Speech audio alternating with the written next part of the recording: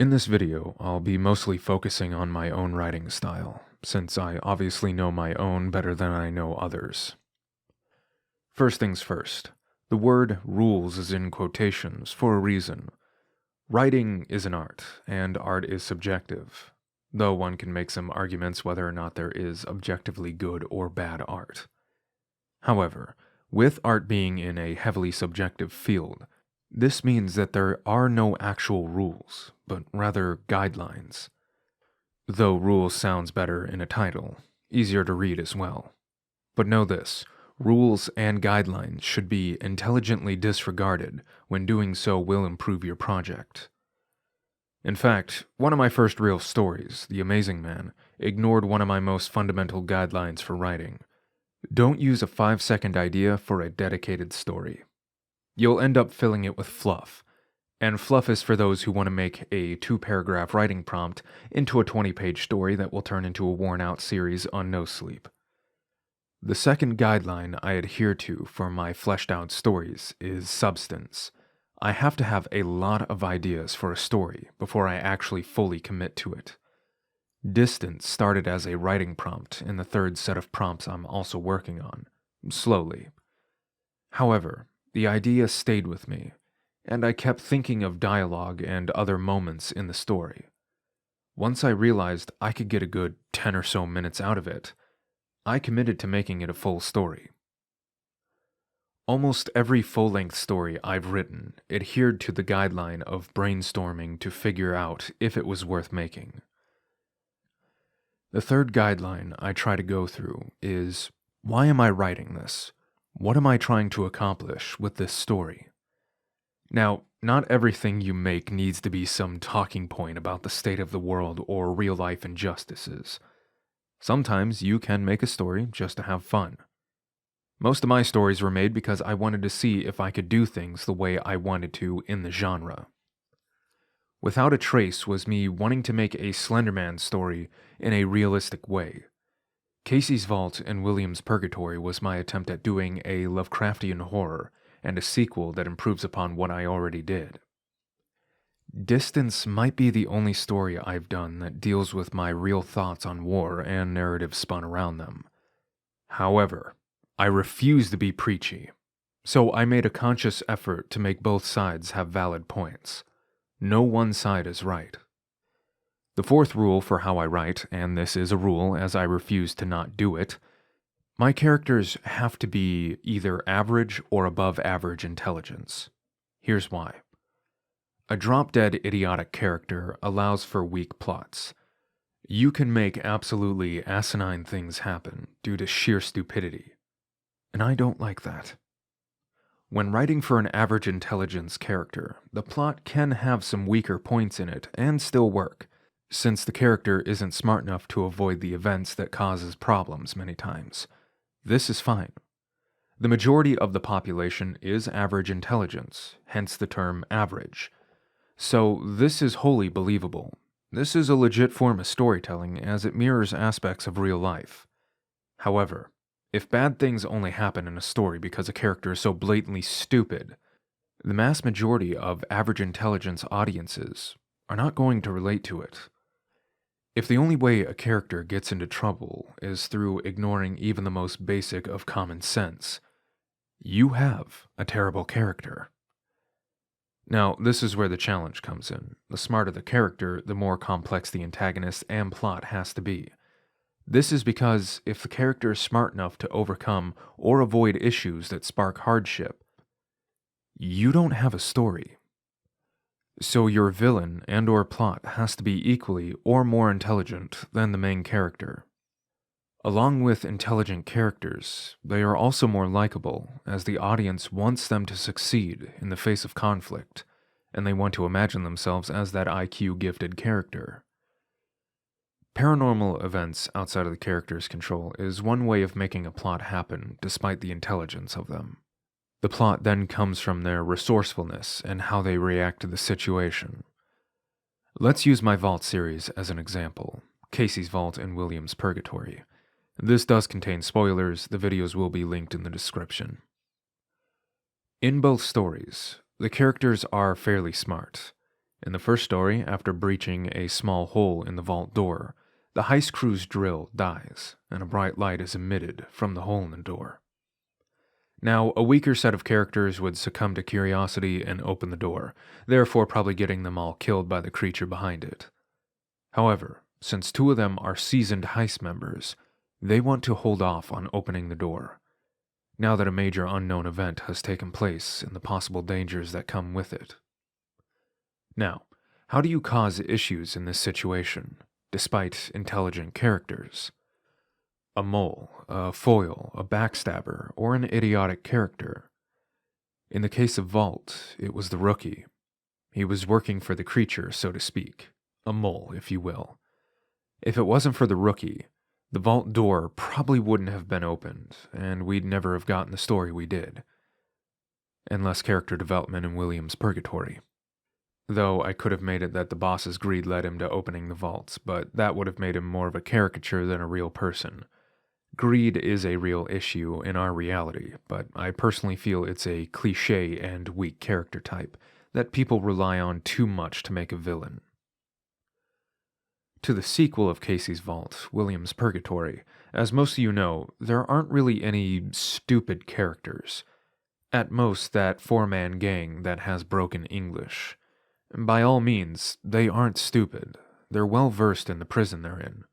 Of course, anger drives them to follow William into the cave, and they get killed by the light-starved, though it's implied that they aren't aware of the rules of the escape route. However, I didn't write the 4 men to be idiots. I wrote them to be a physical conflict to William, whereas the psychological conflict was his own self. These 4 men are somewhat stereotypes of the violent gangs in prison. But since this is a real occurrence in prison, it was a fully believable aspect. At least I think it is. All in all, the more intelligent your characters are, the more difficult the plot is. But if you take the time to make the story complex enough to challenge the characters, it will be all the more rewarding. Let's get into settings. I personally believe in the use the set to its maximum, which of course means telling your story in a limited number of places. The fewer, the better. This allows the reader to have an established area that they can easily think of when listening to the story, rather than throwing new sets at them all the time, forcing them to imagine new places, taking them away from the actions of the characters. However, this is best accomplished in small-scale stories, where your cast of characters is limited. Though this guideline of mine can be ignored when it's an action-adventure or fantasy story. In those, you want extravagant new places for the characters to react to and act within. Though you should try to utilize new areas as best as you can. However, in horror and psychological stories, central areas where most of the story takes place in, I think, are better. Casey's Vault, in a vault. William's Purgatory, cave prison. The Amazing Man, carnival tent. Rush Shepherd, inside of a test chamber, minus the character traveling through infinite time and space, without a trace. A medium-sized town in Colorado with some outskirts sections. I'm going to break away from my own written works for a second here. Abandoned by Disney and Pen Pal are excellent illustrations of how to have multiple locations in one series, but utilize them effectively. Each entry mostly focuses on one place for the duration of the chapter. We are given time to adjust to this new setting, and time to invest our imagination to it. This is why Dread 2012 is one of my favorite examples of setting usage. It's set in one location, but is used to its absolute fullest. Plus, it was a great narrative setting to put it in a high-rise. You knew the further up the judges went, the closer they were to their objective. And then the literal downfall of the villain. Watch it if you haven't. The last part of this video. Plot. Let me start by saying I've thrown out dozens of plots because they were only good for half a page story, and not even worthy of a writing prompt. We're going to be focusing mostly on creepypasta and the thriller genre, because that's where most of my experience lies in, despite the fact that I'm not even a horror fan, at least not popular horror. That story, or SCP entry, you want to write about an ordinary object or situation suddenly becoming paranormal and creepy. It's not going to work. This is the most typical plot of most creepypastas, and let me tell you, they're drop-dead boring. But why is this? While I do believe that almost anything can be made into an interesting story, I do not believe that the average creepypasta writer is capable of fulfilling that. In order to make your alarm clock scary, it needs to have more to it than just the fact that it goes off at 3:33 a.m. every night.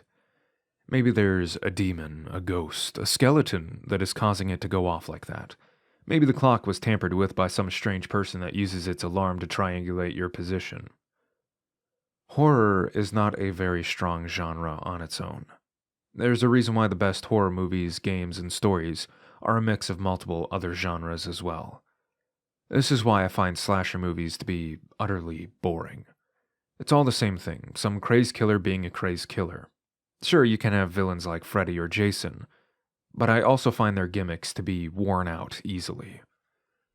Another trope I absolutely despise in movies about haunted stuff: occult connections. Everything has to have a cult behind it, so they can turn that one-off movie that struck gold into a franchise that turns into trash. Looking at you, Paranormal Activity. Why is it that the first two Alien movies are held in such high regard? Why is it that Resident Evil, Silent Hill, and Dead Space still retain their players? The plot starts with us unaware of this situation. We think everything is business as normal. But then we abruptly or progressively find out things are much worse than they first appeared.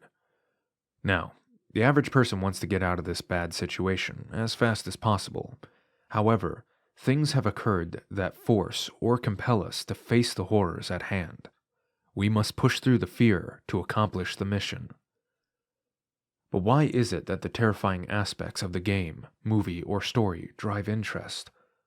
Why are we so interested in the xenomorphs, the necromorphs, the zombies in Resident Evil, the creatures in Silent Hill, the corruptus entities in Abandoned by Disney, the stalker in Pen Pal? Shouldn't we want nothing to do with them? Shouldn't we want to remove ourselves from them? It's because it is natural for humans to want to discover. We want to understand the unknown. But a good plot adds more questions every time a few answers are given. A great plot can do this without making it unnecessarily cryptic for the sake of pretending it's deep and mysterious. Take something that everyone knows, then add something that shouldn't be there. Take something familiar and pervert it.